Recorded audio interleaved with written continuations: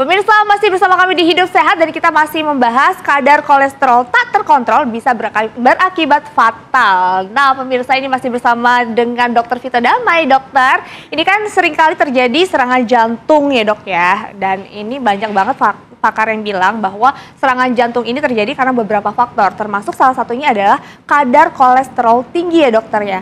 Nah, terus di kalangan anak muda nih banyak banget yang berpikir bahwa masih muda kok ini, metabolisme masih bagus, jadi kayaknya nggak apa-apa deh makan apa aja, makanan berlemak, minum minuman manis atau apapun yang menyebabkan kolesterol tinggi karena nggak perlu takut gitu. Itu benar nggak tuh dok? Nah, itu banyak dipikirkan oleh banyak orang yang muda-muda ya, termasuk pasien-pasien saya yang serangan jantung di usia muda. Mereka pikir makan apa aja aman karena masih muda, nanti deh jaga makan kalau sudah 40 tahun atau udah 50 tahun. Tapi faktanya sebenarnya sejak muda, 20-an tahun, 30-an tahun, kebiasaan hidup sehat yang dipupuk itulah yang menjaga kita.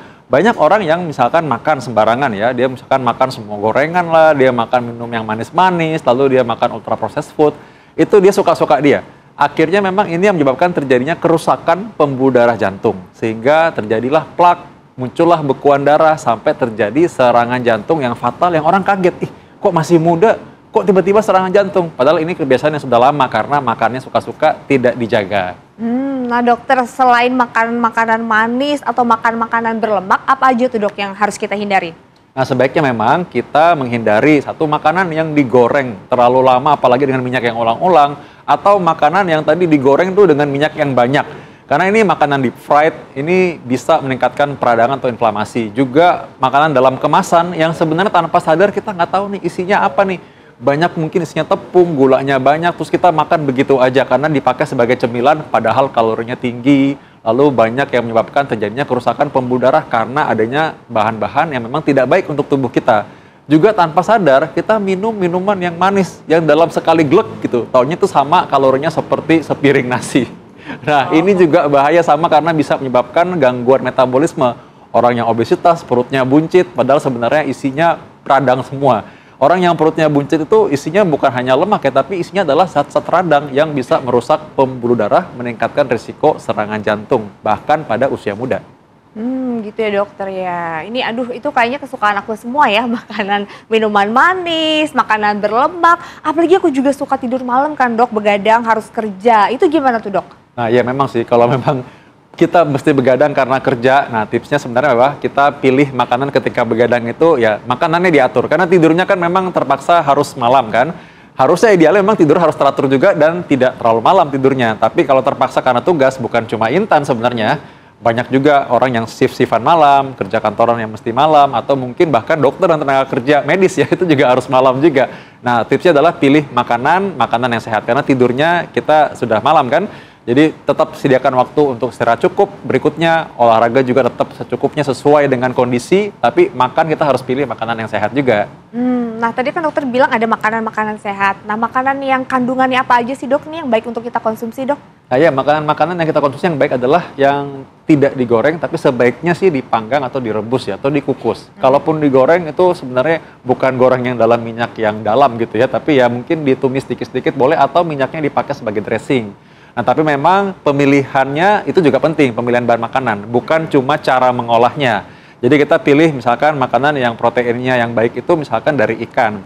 Ikan laut dalam ini terutama juga bagus karena apa? Minyak ikan. Nah, jadi justru kita menghindari lemak jahat berlebihan dalam tubuh, kita malah pilih ikan berlemak ya. Ikan berlemak dalam arti ikan laut dalam yang kayak salmon, tuna ya, ini sebenarnya punya minyak ikan yang isinya omega 3, omega 6, omega 9. Ini bisa membantu menyehatkan pembuluh darah, menjaga jantung kita. Nah dokter, tadi dokter bilang omega 3, omega 6, omega 9 itu kan baik ya dokter untuk kesehatan jantung dan pembuluh darah. Itu gimana sih dok cara kerjanya? Nah ini menarik nih, banyak yang nggak tahu bahwa sebenarnya dalam kandungan minyak ikan itu ada omega 3, omega 6, omega 9. Nah ini sebenarnya adalah golongan asam lemak ya.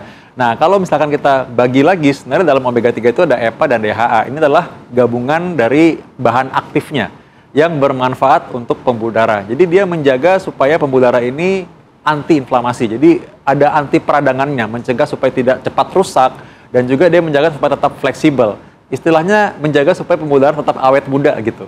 Karena dalam pembuluh darah itu ada lapisan itu disebut sebagai endotel. Lapisan ini berfungsi untuk menjaga pembuluh darah tetap elastis dan fleksibel. Nah, jadi kalau misalkan ada kandungan ini, dia diharapkan bisa membantu menurunkan tekanan darah tetap stabil, membantu juga menurunkan kolesterol yang jahat, lemak-lemak yang jahat dari darah kita, dan juga dia juga bisa membantu menjaga kestabilan pembuluh darah dan kesehatan jantung juga. Nah, selain itu, memang dalam minyak ikan juga ada terkandung juga, tadi kan selain EPA, DHA, omega 3, omega 6, omega 9 ya, itu juga ada GLA misalkan, itu juga sama, dia punya efek antioksidan atau antiinflamasi juga. Jadi gabungan dari zat-zat ini dalam minyak ikan ini ternyata punya manfaat untuk pembuluh darah dan juga jantung.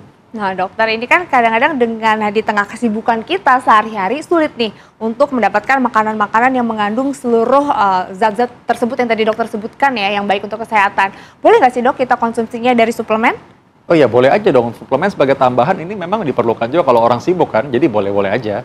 Oh gitu ya dokter ya. Oke dokter. Nah ini udah jelas banget. Makasih banyak ya dokter ya. Sama. Terima kasih dokter. Ya, saya pamit dulu ya, harus tugas dulu nih. Baik, selamat bertugas dokter.